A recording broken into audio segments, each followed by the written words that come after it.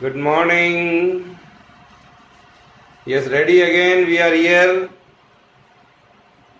to see some more questions, some more topic related to laws of motion.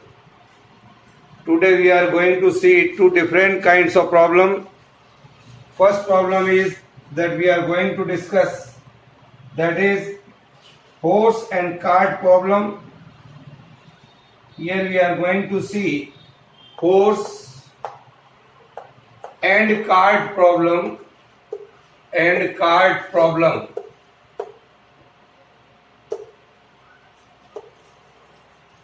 how the horse can move the cart. Now let us see, and we are going to explain here. For that, the various forces acting on the system of horse and cart. Suppose this is our surface, earth surface. It is a horizontal surface here. You can see very clearly. Now here the weight of the cart, suppose this is our cart, here it is our cart. The wheels of the cart are something like this. The weight of the cart C is downward, that is W1.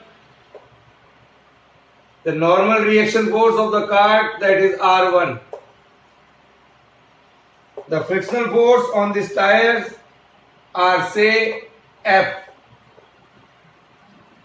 Here it is connected through an horse. Here it is, say, horse.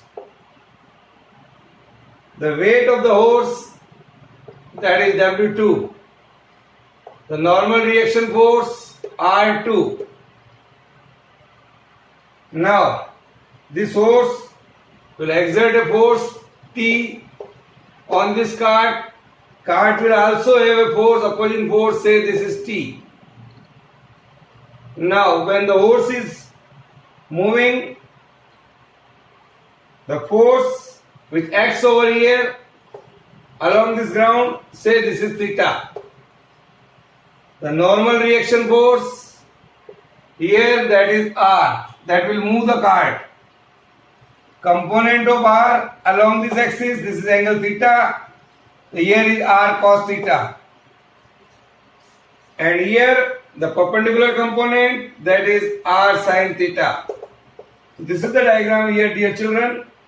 Again I am repeating, the weight W1 of the cart C is balanced by the reaction force R1 of the ground on the cart. The weight W1 of the horse, W2 of the horse H is balanced by the reaction force R2 of the ground on the horse. Horse pulls the cart. This horse pulls the cart with a force T in the forward direction. Then at the same time, car in turn pull the horse with the same force, that is T, on the backward direction. So these two forces are also balanced force. These two forces are also balanced. It is clear? Now, while pulling the cart by the horse pushes the ground backward with its feet, say by a force F. So here is the force F. Is it clear? So here we can say, while pulling the cart, the horse pushes the ground backward, and when it's put by a force F, inclined at an angle theta, you can see here. It inclined at an angle theta with the horizontal. As a reaction, the ground exerts a force R on the horse equal and opposite to that of F, that is here. So this R can be resolved along the axis. Always remember that the along the axis component is R cos theta and the perpendicular component is R sin theta. R sin theta vertically upward. R sin theta is vertically upward. and r cos theta, you can see it is horizontally. Okay, so we can say r cos theta along the horizontal. R cos theta, it is along horizontal. Now, the component r cos theta tends to move the card forward, and the motion is opposed by the force of friction here. The force of friction is, say, F. The force of friction F between the cart and the hose. Between the cart and the ground, sorry. This is the force of friction here. So the cart will move only when the r cos theta is greater than F. When this force is greater than to this, then the cart will move. This is the problem. Is it clear? So write down. It's a very simple problem. You can see horse and cart problem. Now, dear children, one more problem we are discussing here, that is apparent weight of a man in a lift. The next problem is, here we are going to see another problem, that is apparent APPARENT, apparent weight of a man, apparent weight of a man in a lift or elevator. So now, dear children, suppose this is our lift. Here is the lift. So suppose a person of mass m is standing here, m mass, standing on a weighing machine placed in a lift. Here is a weighing machine. See, like this. Here is a weighing machine, and a man is standing over here in elevator or lift or elevator. Here, when the man is standing over here, the actual weight of the person, that is mg. This is the actual weight of the person, which offers a reaction force. Say this is the reaction force R.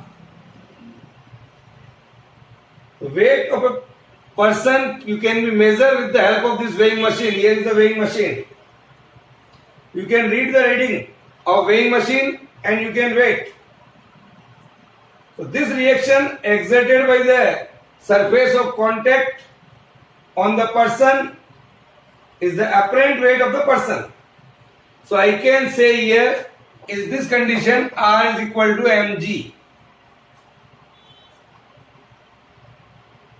Now when the elevator is at rest, in the first case, here is the figure number A. When you are standing on a weighing machine in a lift and lift is at rest, there is no movement. At that time when the lift is at rest, acceleration of the person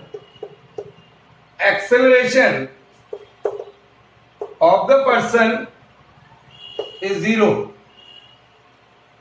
Acceleration of the person is zero. Net force on the person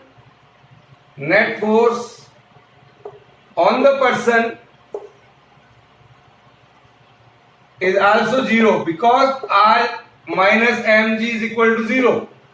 R is equal to mg in this case. Apparent weight is equal to the actual weight. Apparent weight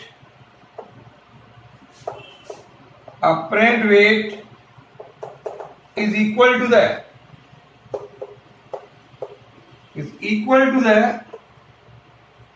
actual weight of the person. Actual weight of the person. It is clear? Write down. This is the first case. Okay.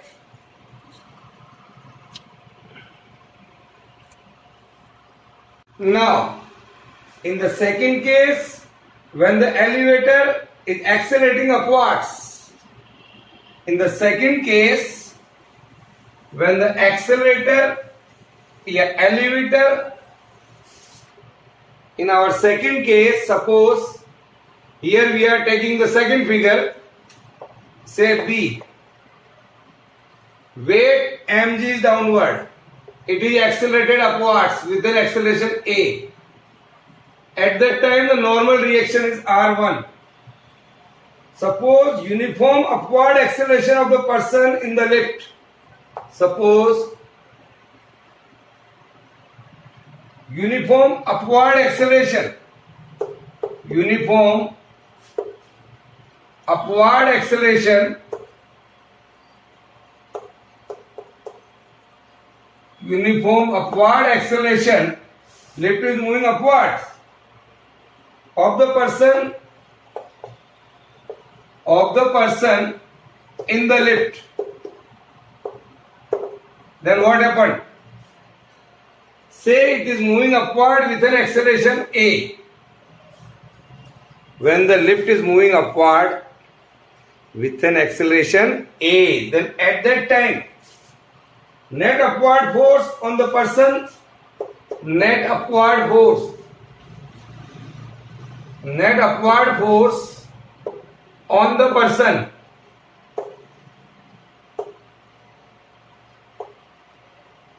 that is F is equal to ma. This is the upward force here. It can you see from figure, the net upward force F is equal to R1 minus mg. F is equal to ma. ma is equal to R1 minus mg. So what is R1 here? So R1 comes out to be m into g plus a here. This is the normal reaction force. You can see here this R1 is greater than to that of mg. इससे ज़्यादा है. R1 is greater than to that of mg. So I can say the apparent weight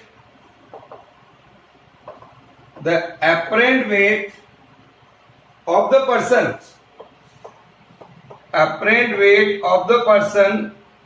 becomes more. The apparent weight of a person becomes more than the actual weight. More than the actual weight. It is clear? Yes, sir. When the elevator is accelerating upwards, when the lift is accelerating upwards, write down. Okay? Yes, sir. Now, the third case, when the elevator is accelerating downward. When, in the third case, we can write here, in the third case, when the lift is moving like this, in this manner, say with an acceleration A, the normal reaction here is R2. तो लिखिए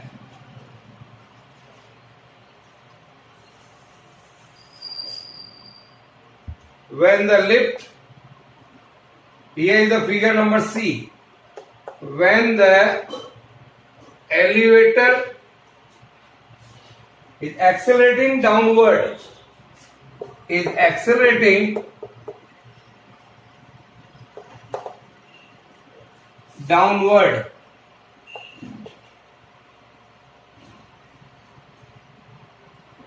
suppose uniform downward acceleration of the person, suppose the uniform downward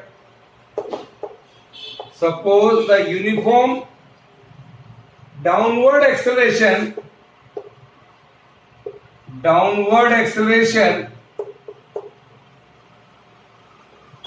suppose the uniform downward acceleration of the person, suppose uniform downward acceleration of the person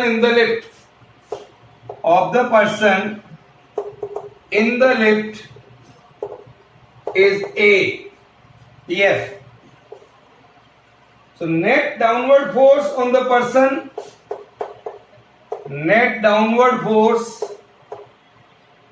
would be M into A. So it is clear, F is equal to mg minus R2. It is more. That's why it is going downward. So I can write here R2 is equal to mg minus F. It is M into A. That is M into G minus A. M into G minus A. See that? I can say R2 is less than, here is R2. So you can see here R2 is less than mg. So what is going on here? Hence apparent weight of the person becomes less than the actual weight when the elevator is accelerating downward. Is it clear? Yes, sir. So you can write here, my dear children, hence the apparent weight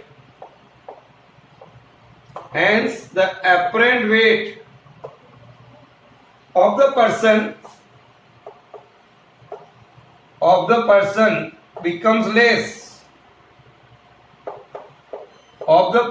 becomes less than the actual weight. Write down. This is the case number 3rd. Then the actual weight.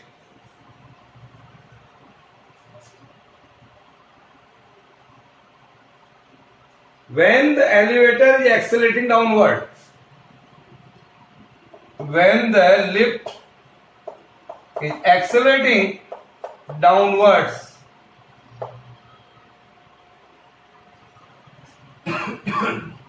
now next case, in the case number 4th,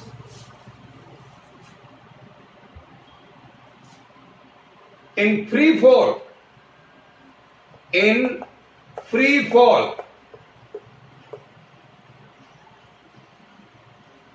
of a body under gravity. In free fall, it means acceleration is equal to acceleration due to gravity. In free fall of a body under gravity, in free fall of a body under gravity, A is equal to G. Then our earlier equation I can write R2 is equal to M into G minus A into G. A की जगह G रख दिया, this is 0. So apparent weight of the body becomes 0. So apparent weight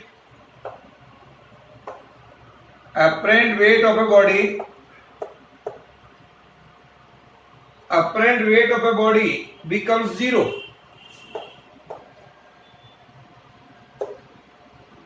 It becomes 0. Or the body becomes weightless. Or I can say, when you are in free fall condition, it is called weightless. Note that this weightlessness is felt only because the force of reaction between the person and the plane with which he is in contact vanishes. Is that clear? That is called weightlessness condition. And in the last case, when the lift moving downward, when downward acceleration is greater than g, when the downward acceleration, when the downward acceleration is greater than g, it's a special condition, greater than g, when lift टूट जाए और नीचे गिर जाए, when the downward acceleration is greater than g, not sorry, that is not टूटना, here you can say when a is greater than g, this condition, at that time r2 becomes m into g minus a. This is our formula. When a is greater than g, this is more, then I can say R2 is equal to negative. R2 becomes negative. R2 negative means apparent weight of the persons becomes negative. Apparent weight of a person becomes negative. Is it clear? Yes, sir. So apparent weight of the persons becomes negative. In this event, the person will rise. In this event, what happened? Person will rise. In this event, the person will rise from the floor. Person will rise from the floor. Rise from the floor, यहाँ से rise from the floor of the lift and stick, यहाँ करके लटक दिया, and stick to the ceiling of the lift and will rise from the floor of the lift and stick